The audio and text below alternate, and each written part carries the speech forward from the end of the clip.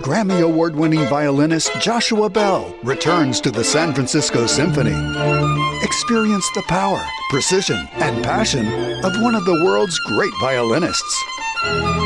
Hear Joshua Bell in Brahms' famed Violin Concerto with the Academy of St. Martin in the Fields. That's Joshua Bell, March 1st at the San Francisco Symphony. Tickets at sfsymphony.org.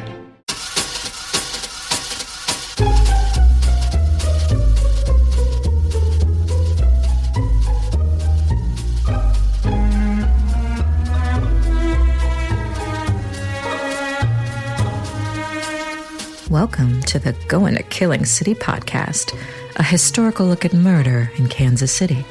Here are your hosts, Jamie Green and Alex Greenwood.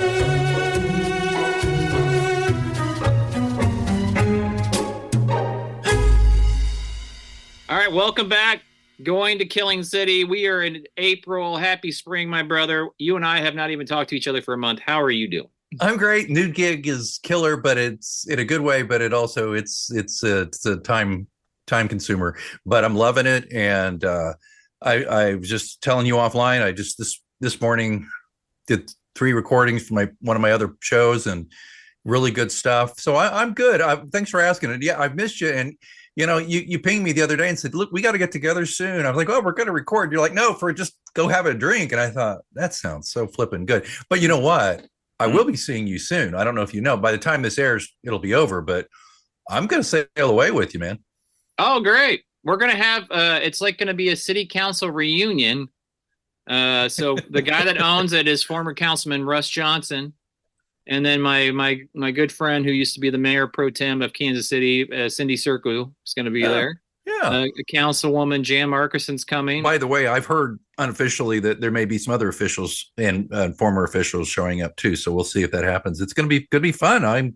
But looking forward to hearing the Flatwater Bunch of new tunes, dude. Bunch of new tunes. And listeners, you should check out what is it? What is it? Facebook page or is there a website? It's everything. Flatwaterkc.com is the website with all of our dates.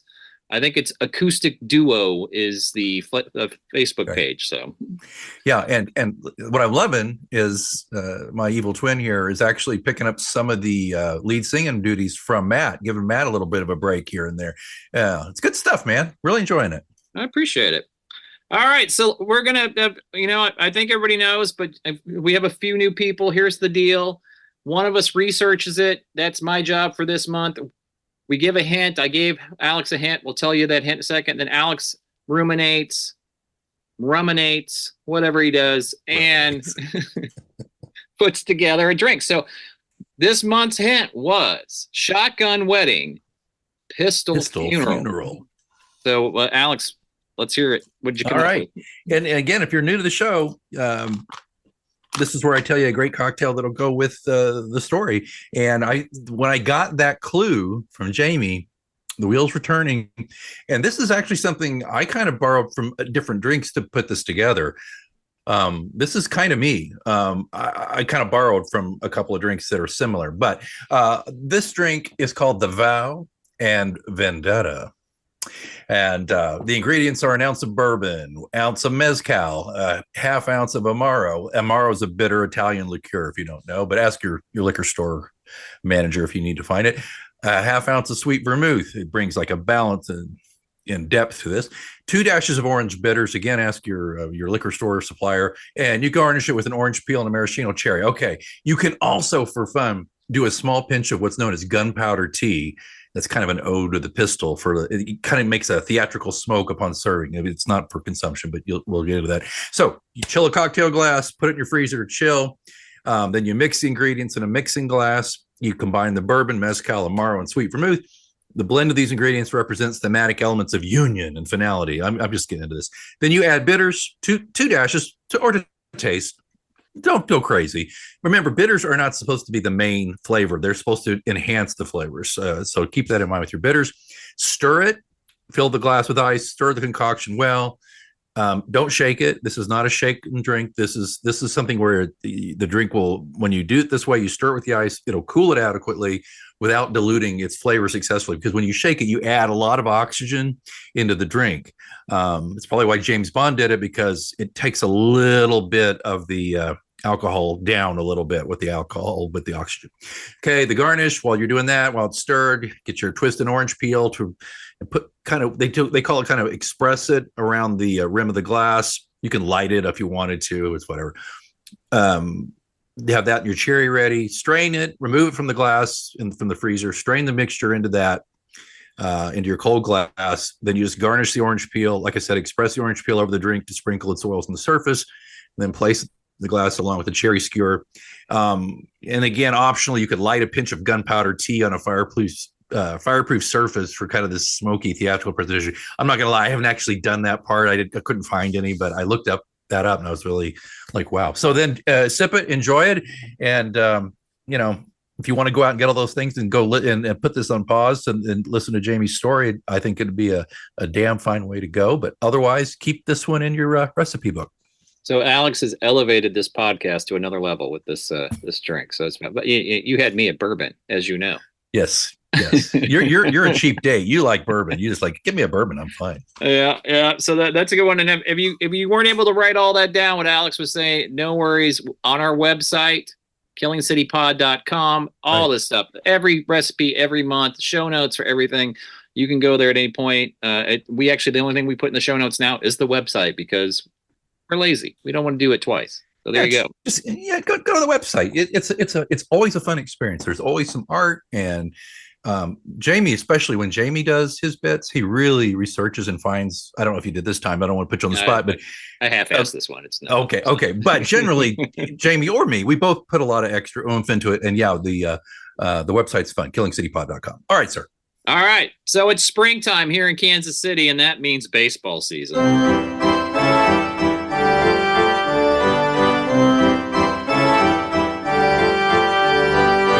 Now, while the Chiefs have garnered the love of the Kansas City region for the last several years, historically, Kansas City is actually a baseball town. Yep. Which people don't know that, but it's true. So the Royals started here in 1969, but there were teams long before that. The Kansas City A's were before that. There was a Kansas City minor league team that had people like, Mickey Mantle playing here. Roger Maris played here. The Negro Leagues, the Kansas City Monarchs were basically the New York Yankees of the Negro League. So we've got, Satchel Paige and Buck O'Neill, Jackie Robinson spent a season in Kansas City. People. So what I'm getting at is we have a long storied history about baseball. And this month, this is why I picked this episode. We're going to talk a little baseball. And how does baseball work in with murder? You'll have to see. All right. So our story will start with a professional baseball player who moved to Kansas City to play that game that he loved. Case Patton. Great baseball name, isn't it? Yeah. Case. I like that. Case Patton was a southpaw. He was a pitcher. He came here in 1900, Alex. This is our oldest episode ever, probably. I think it is. Yep. Okay. He actually had a pretty good major league career. He played in the majors for 8 seasons. He played for major league teams, the Washington Senators, which are not there anymore, but that was a major league team for a number of years. He actually went on to win 108 games, which is nothing to sneeze at. To be a pitcher and win 108 games in the major leagues, that's pretty good. But that's not where we're talking about him today. He comes into our story because the woman he would date while he was here, something that seemed rather inconsequential at the time, but would have long-term ramifications. All right, Patton's girlfriend was a woman named Lulu Prince. Like it? I like it. Lulu. The names are already off the charts here. I know. I love it.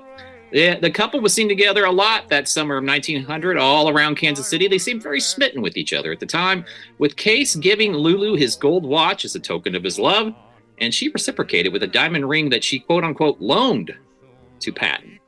Now, I'm a big fan of Bull Durham. I don't know. Did you like Bull Durham when it came out, the movie? That's all right. So, but a lot about that movie is about when the baseball season's over, these romances go away because the guy leaves town. And that's the case. See what I did there? For Case and Lulu. He went back to New York, where he was from, and he did not give her back the ring.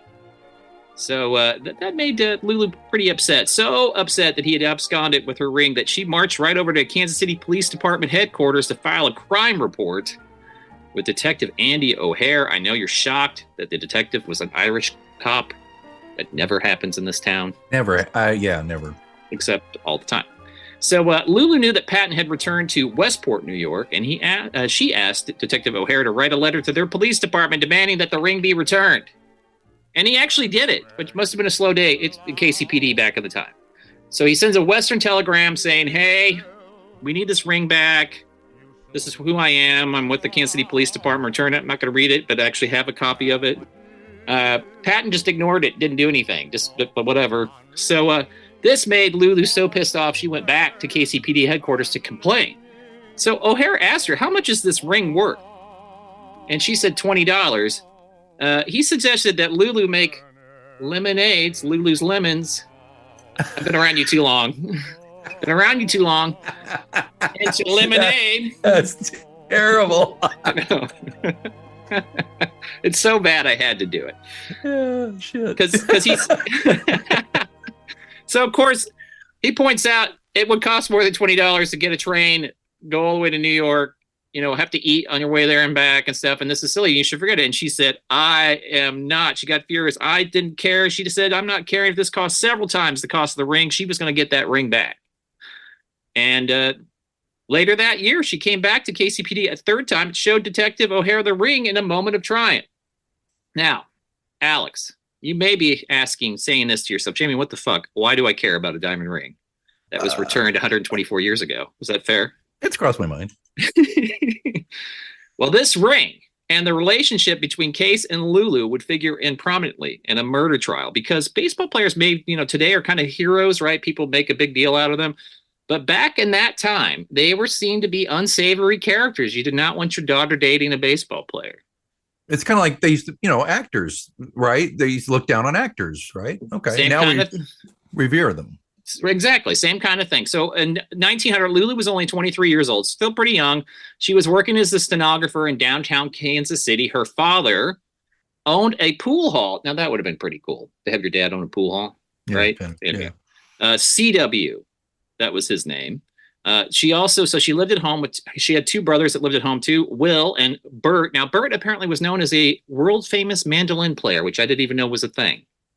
But he was a full-time musician that toured around the country. And we'll get back to Bert here in a minute. So that's what was going on. They lived right over the original Gates Barbecue for people in Kansas City who've been there. That house that they lived in at the time would have been about 3 blocks northeast of there. So that was the neighborhood. Okay, so with Chase out of the picture, or is it out of the pitcher? Did you get that one too? What happened to you? After your crepe myrtle joke, I couldn't help myself. I just couldn't do it. Crepe myrtle joke. Oh my God. That's, fair enough. So Lulu needed a new boyfriend. Right. But the new boyfriend is the same as the old boyfriend. She went back to a guy named Philip Kennedy. Now, Kennedy was 8 years older than her, but he still lived with his parents just off truce. Lulu and Philip Kennedy had dated earlier in 1900 until one of Lulu's brothers, the brother Will, had confronted Kennedy and asked, what are your intentions? Are you going to be serious with my sister? And he said, no. And at that point, Kennedy was told in no uncertain terms to stay away from Lulu. Do not date my sister anymore. All right.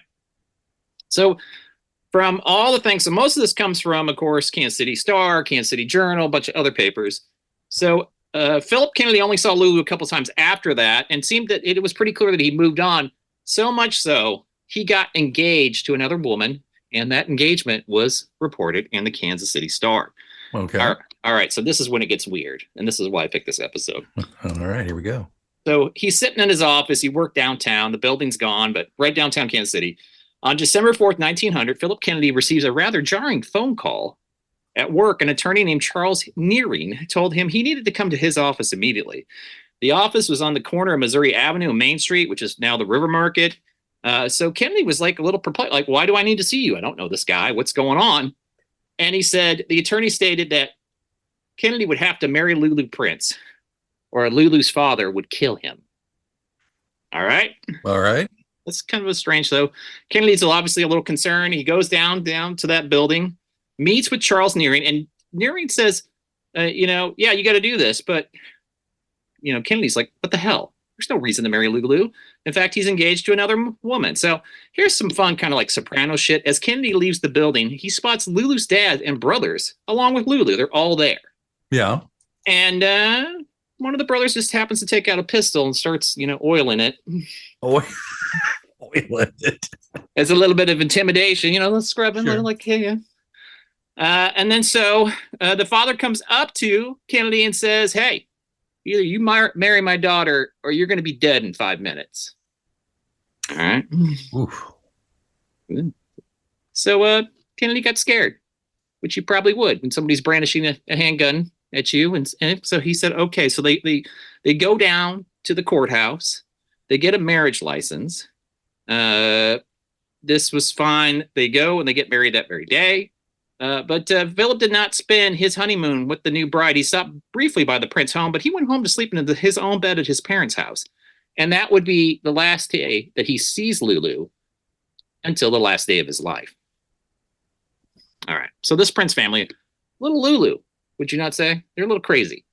So around this time, Lulu visits the offices of the Kansas City Star and meets this reporter named Fred Bulling, where she asked him to write an article about the marriage. So Bulling says, why, what prompted this marriage? And Lulu said that she was jilted by Kennedy and she wanted to, quote unquote, roast him.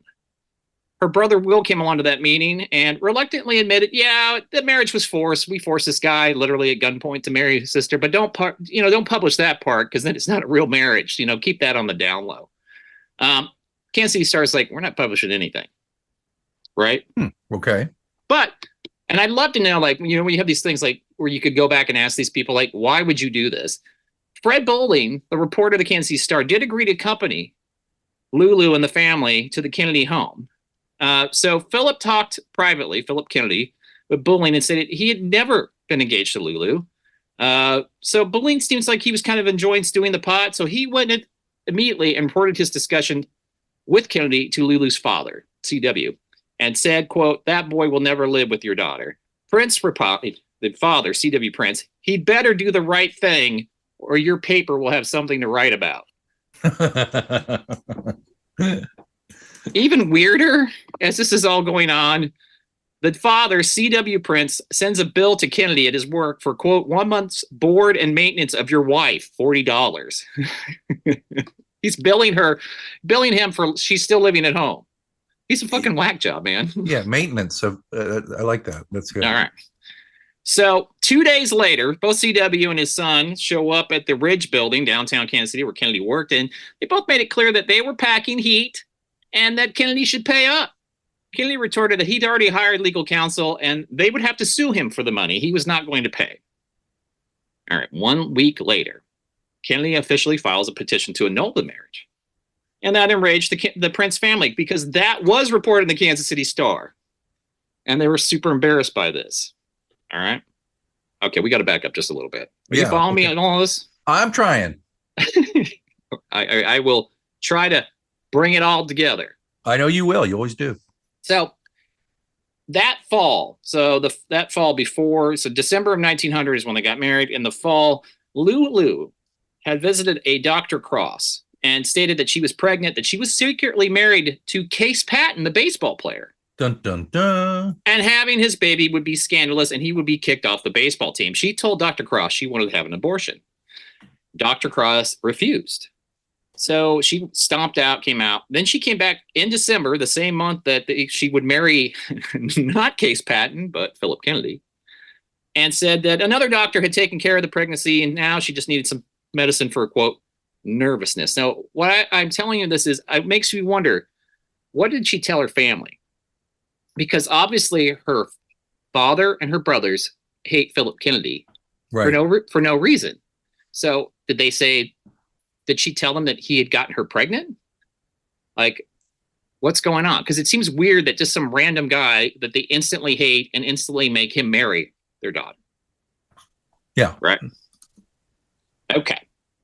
So we don't even know if she was pregnant. Yes, she went to have an abortion, but Dr. Cross he would testify later in court. He did not actually examine her to determine if she really was pregnant or not. Oh, really? Mm-hmm. All right. So right after the marriage, so she's technically married to Philip Kennedy. She returns to Dr. Cross's office, January of 1901, to say, "Oh, I wasn't even married to Case Patton. I'm actually married to Philip Kennedy. And turns out I'm still pregnant." After she'd already told him she'd gotten an abortion, but now she's still pregnant. She begged Dr. Cross to tell Philip that she was pregnant with his child, but he refused. But this guy's a dope, this reporter. He's a total dope because he agrees. Yeah. But, he said, "No, I won't do that. I won't have an abortion. I won't talk to, your husband saying that you're pregnant. But I will accompany you to the Ridge building where this man works, where Philip Kennedy works, while she talked to him." So they head over to Philip Kennedy's office. It's Lulu Prince and Dr. Cross. Yeah. So Dr. Cross first talks to Philip Kennedy and kind of feels him out, what's going on. Lulu's there too. She shows up and shouts to him, "Are you going to live with me?" And Philip Kennedy says, "No." No. So Dr. Cross thinks, well, this seems pretty certain. He seems pretty adamant he's not. He starts walking down the hall, headed to the elevator, when he hears a total of 6 shots ring out. Lulu Prince had shot her quote-unquote husband of 5 weeks dead. Not only that, she reportedly kicked a dying Philip Kennedy in the face while he's laying there after being shot 6 times and stated, quote, "Now he cannot seduce another girl." Yeah, I know. Kicked him in the face. Yeah. The guy shoots him 6 times, then kicks him in the face as he's dying. Yep. Wow. So Lulu wasn't the only prince there. Her other brother, Will, was there, and he was scuffling with Philip Kennedy's brother.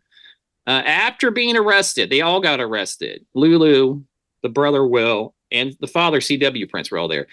They were witnessed laughing and joking in the cell after Lulu had murdered Philip Kennedy. All right. So the first trial started a few months later. As part of the defense, Lulu's lawyers, another band name, had argued that she had temporary insanity. Just temporary insanity, not permanent, since Philip refusing to live with her made people look down on her. The prosecution, and this is where it all ties back in with, of course, our buddy Case Patton, argued that Lulu's reputation had already been besmirched because she'd been hanging out and dating a slimy baseball player. She had no reputation left, Alex. She went out with a baseball player. There was no reputation left to injure. What are you talking about? Crazy. So the jury sided with the prosecution, and Lulu was convicted in June of 1901 and sentenced to 10 years in prison. Wow. But she and her lawyers appealed, and the Missouri Supreme Court agreed with her argument. The Missouri Supreme Court held that the facts that she had dated a baseball player was solely used for the purpose of besmirching Lulu's character. And I'm going to quote this, quote, "as it is shown by the stress placed upon the fact, both in the prosecuting attorney's open statement and throughout the trial, and by the irrelevant questions of the trial judge, that the man who she kept company with was a baseball player," unquote. So they said this prejudiced the jury against her. It should not have been put in the court. It's not part of the murder trial. And they allow her to have a new trial. So Lulu gets that new trial. Shows up in all black. Little, like, what's going on? Apparently the Bert, the world famous mandolin player, drowns in Seattle, Washington. We don't know how. What? We don't know. Yep, Wait. He died. Brother Bert out on tour.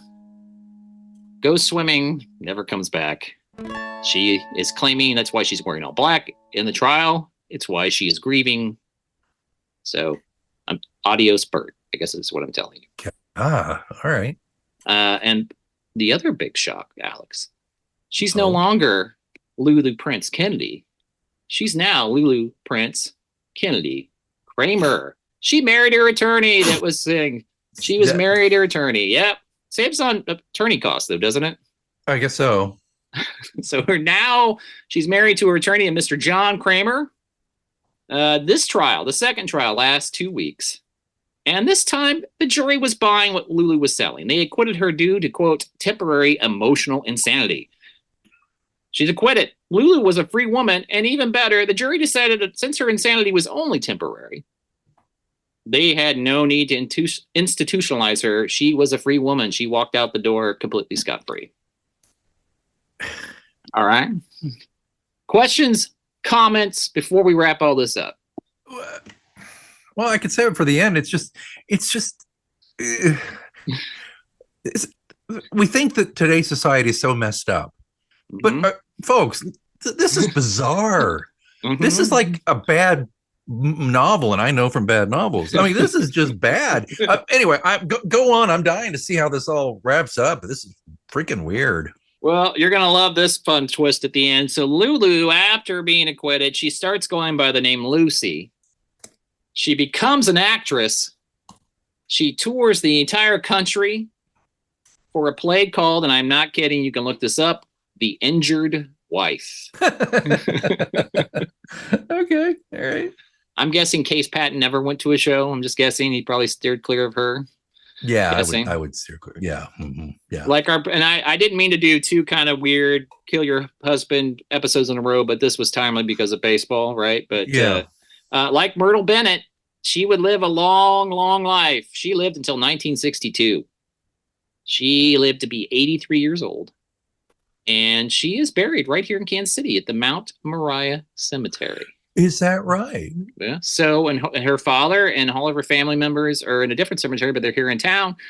But once again, be careful who you marry. I guess 2 months, 2 of my episodes in a row, 2 wives, actually 3, if you count the other lady, killing their husbands. But this one seems the weirdest of all, and it makes no sense. It makes because I got to be honest.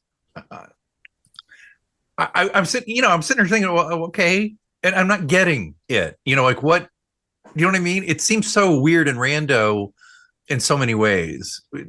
I don't know. My best guess is she either was really pregnant or she thought she was pregnant, and she told somebody in the family. Yeah. And they said, "Who's the father?" And since Case Patton had gone back to New York, she just decided to lay this on Philip Kennedy.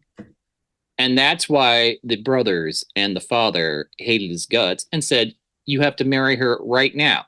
I mean, so let's step back. They get this attorney nearing to call Philip Kennedy. So why would an attorney get involved with this unless they said he got her pregnant, he needs to do the right and honorable thing and needs to marry her? I can't think of any other reason why. But even more damning, it came out in the trial transcripts. She admitted on the stand she was never pregnant, ever. So either it was just to get attention, or she had a miscarriage on her own. Something happened, but for the life of me, why else would her father and her brothers not only threaten to murder, but be a part of the murder? And, we always talk about cases like, is it a crime of passion or not? Shooting a dude 6 times at his place of work and then kicking him in the face as he's dying. There's a lot of anger there. I think you nailed what happened, really. I think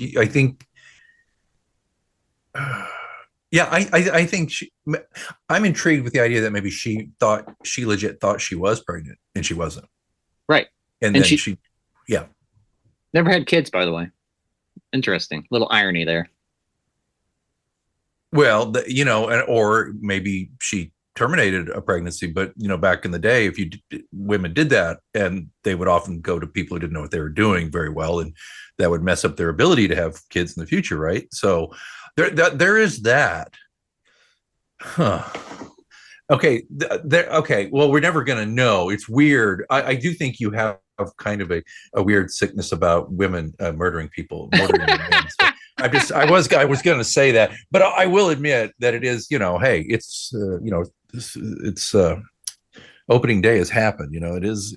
And I did not realize this. I had no idea, though, that baseball players were looked down upon quite that badly. Well, that's why I picked this, because I thought it's timely. We just had the Royals vote, which went down in flames, and we can talk about that if you want, because I have my theories. And it was just like, I wasn't going to do this at all until I heard the whole crux of the prosecution was to make her look like she was a, unsavory woman because she had dated a baseball player.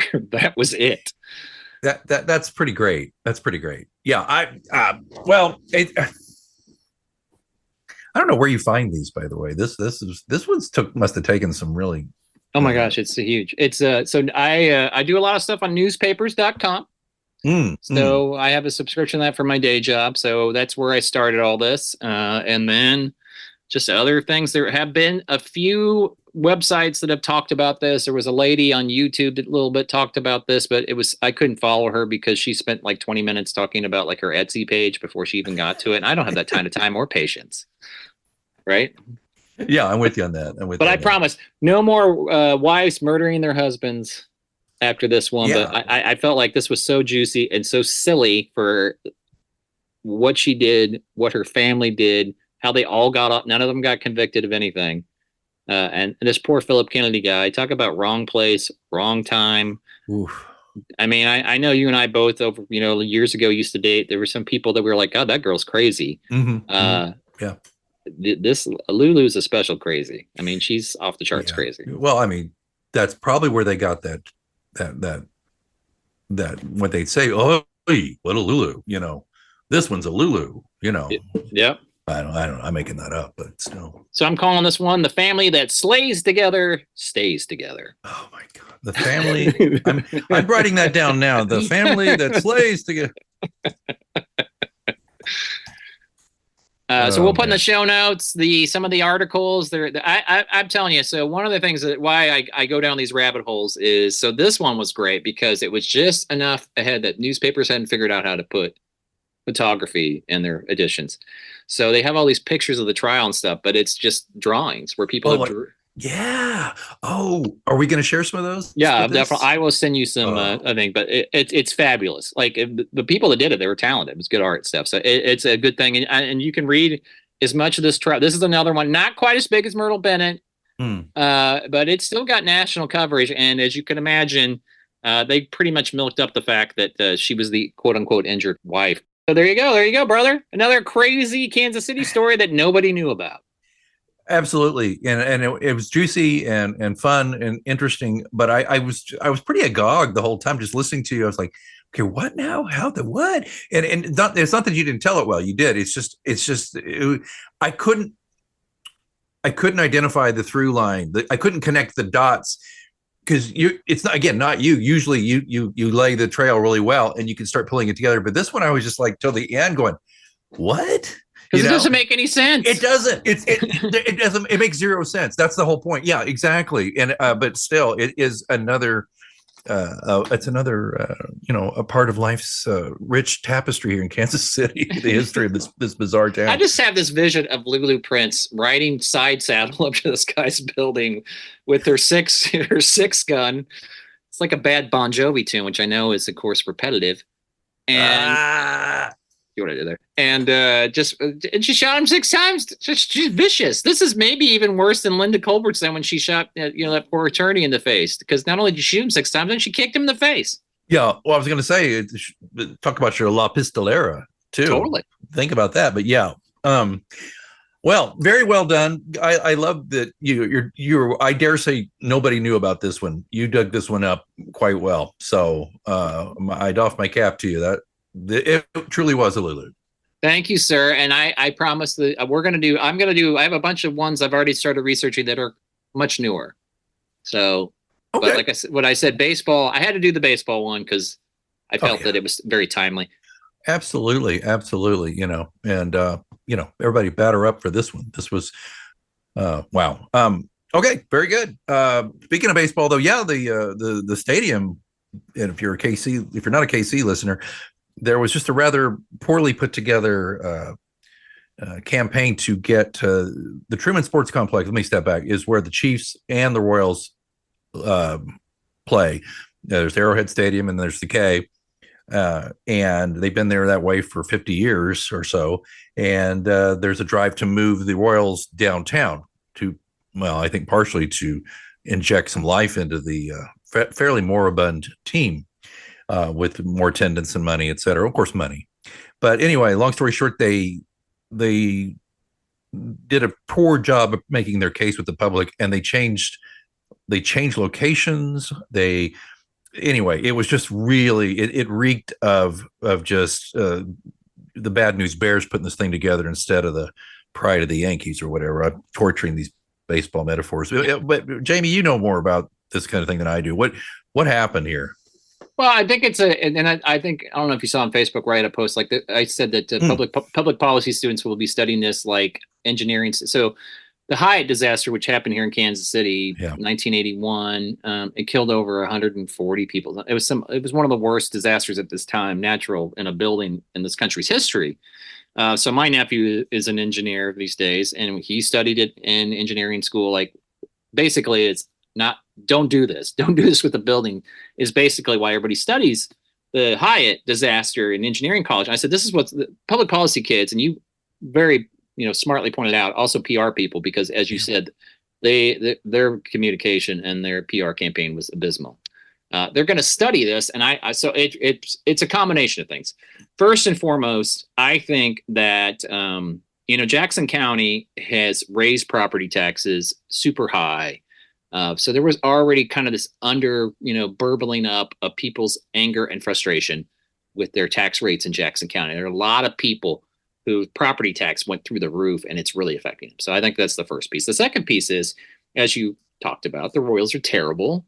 They're not just terrible. They are abysmal. They're so bad. So that doesn't, I don't see why people do it. There doesn't seem to be the new owner. John Sherman is his name, who is a billionaire. Doesn't seem all that interested in making them suck a little less. So I think that's part of it. You cannot, unless you have one single cable provider in this town, you cannot watch the Royals. So people forget they're even there, because I watched the Royals my whole life. I started paying attention to the Royals when I was 5 years old.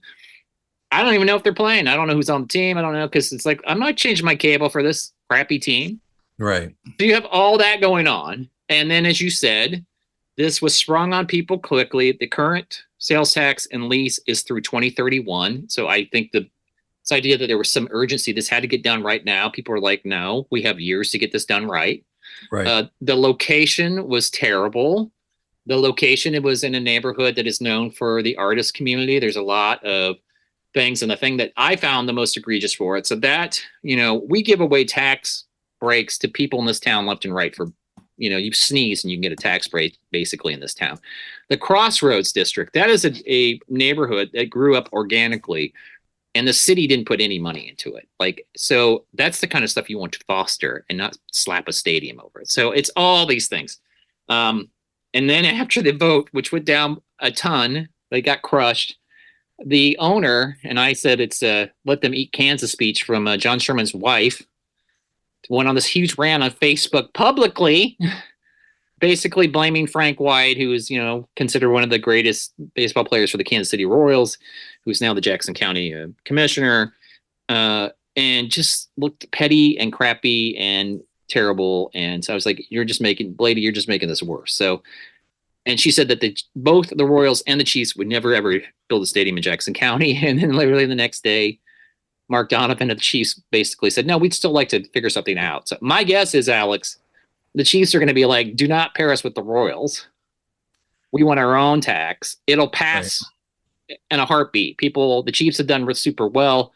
They've done a better job than the Royals also in communicating. That'll pass in a heartbeat, and I have no idea what the Royals. They could end up in KCK or they could leave. I have no idea. So that's that's perfect the way you encapsulated that. By the way, by the time you listen to this, folks, Matt Stewart of Fox 4 just did a book on the Royals. It's a coffee table book. It's beautiful. It's a really nice book with some great anecdotes taken all the way back to the 50s. When we first had a major league team here in Kansas City area, believe it or don't, it's some great stories leading all the way up through the 69 expansion and all this stuff to make the Royals. Yeah, I'll put a link in the show notes because Matt's a friend of the show. And anyway, maybe we'll have him on sometime for a chat. But that coverage, but I asked him in that interview, and I'll put a link in the show notes to the interview about his reporting on that and what he observed. And I gleaned from what he said that he doesn't think, that the Chiefs are going anywhere. That the Royals, he said, they're going to get their stadium one way or another, and we just don't know exactly where. But I think he and I both agreed. I don't want to speak for him. You can listen to the interview, but I think we both agreed, he and I, that this was not handled terribly well. and that they really need to plan their work and then work their plan next time. So anyway, I don't think it's a black eye to the Kansas City area. I think there's a lot of sore heads who are thinking that the Jackson County voters, are somehow ingrates for wanting just to know how the money's going to be spent and why. And it's just, and what I kept hearing, my friend, was that everybody's saying, geez, you know how expensive it is to go like to a Chiefs game? Forget it. The parking, I don't know what the parking is, the Royals. I haven't been to the Royals in a few years, but I'm a fair weather fan, I guess. But it to go out there to and then concessions are not cheap and all, it's and here they want to do, and of course what the Chiefs wanted to do with their slapdash thing was more VIP stuff. Yep. Well, it's like over $100 for a nosebleed seat at these games if it's a decent team we're playing, as it is. And I get that comes with us being 3-time Super Bowl or 4-time Super Bowl champion. But anyway, I'm preaching the choir here, I know, but it's just the PR side of it. They're so tone deaf.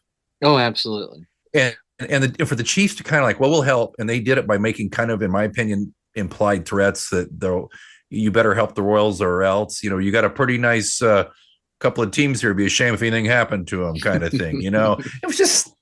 I thought Donovan was ham-handed and sleazy about it. That was my opinion. But anyway, we know you listen to this for true crime, and that campagn definitely was a true crime. I'm gonna say that. Yeah, they got killed. They outspent the opposition, which was just ragtag people who lived or worked in the crossroad or owned property in the crossroad. They outspent them 20-1, and they still lost by 16 points. That tells you that this is not Frank White problem. This is not that your plan and your communication of the plan and your public outreach sucked.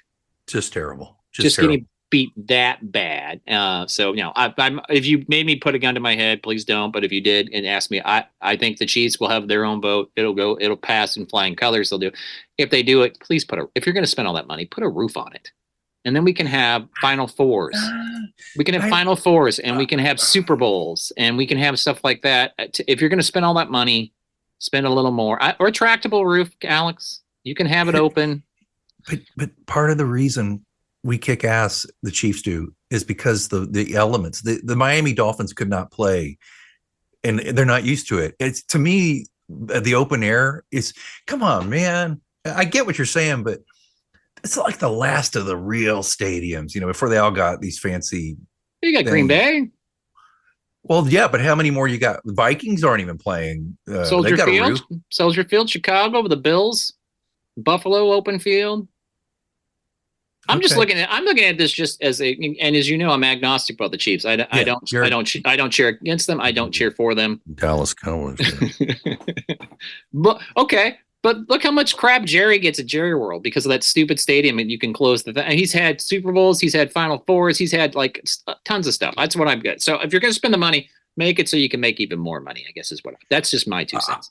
I get it. I don't disrespect your view. I'm just saying don't get rid of what is definitely a competitive advantage. I mean, the fact that we can play well in the elements, it's really hard for these teams that are kind of coddled all year long in a Jerry World situation. I really do think it does help us a little bit, but I'll leave it there. I mean, that is such a picky thing to argue about, with that. But I get your point. My deal is if they're gonna ask for more money and they're gonna do this and that, do something though to make it where it's more family friendly than it is right now, and that it's not so bloody expensive. I know I am shouting into the void with that stuff, but I totally agree. I look, you go to those games, and I went to one last season, and actually we had decent seats and all that, but people were generally pretty well behaved. But I've been to games where it's out of control with the drunkenness and just the bad behavior.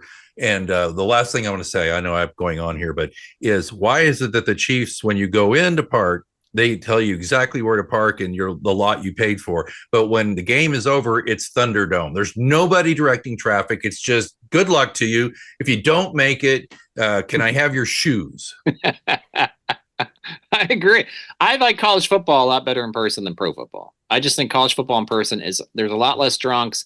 There's a lot less idiocy. It's more about the pageantry. I'm a huge pro football fan. I watch the games on TV. I do not enjoy pro football games in person nearly as much. Now, the only thing else I'll say with the Royals, they're either going to go to like, I don't know, north of the river, downtown KCK, somewhere like that. The Kansas side's already burbling that they're going to do something.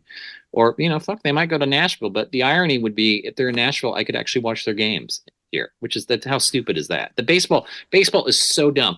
They have a sport. I know I'm ranting. I don't care. They have a sport that's dying. I don't know anybody who's younger that really likes baseball.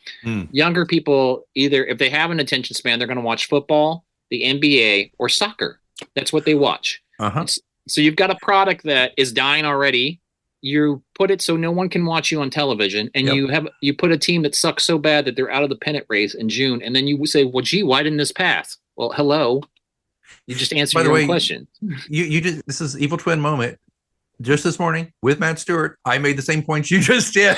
But he's like, no, baseball. He said he made a good point about, the pitch clock is shortening the game quite a bit, which I got to admit. I hate to admit it, but I played baseball from kindergarten all the way to 8th grade. And I have a love for the game in that regard. It's some good memories, but the games are so bloody long.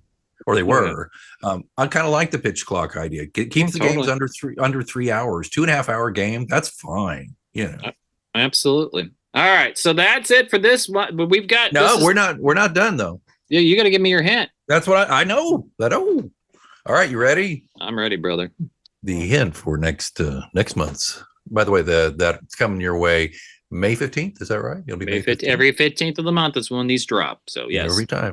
Yeah, 15th. My daughter's 15. All right, here we go. 15th of May. Your clue is for the killer cocktail, The Fugitive. Ooh, I like it. I like it a lot. I got to figure out how to put Han Solo. Right, I have to figure it out. That's great. All right, so until then, 1 month from today, be safe. Don't marry a Lulu. Have a great day and the rest of your month. KillingCityPod.com. Come see us.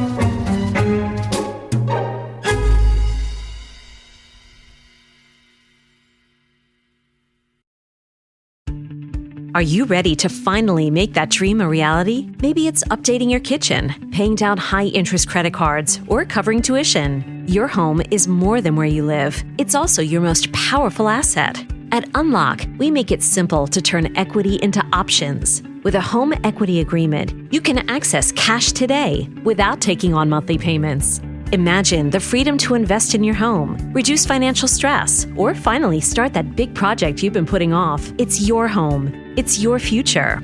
Unlock it today. Visit unlock.com to learn more about a home equity agreement. That's unlock.com to learn more. Terms and conditions apply. Not all homeowners will qualify. Not available in all states. Actor Portrayal. Home equity agreements are offered by Unlock Home Equity Solutions, Inc. In certain states, NMLS number 2657081. Visit www.consumeraccess.org for more info.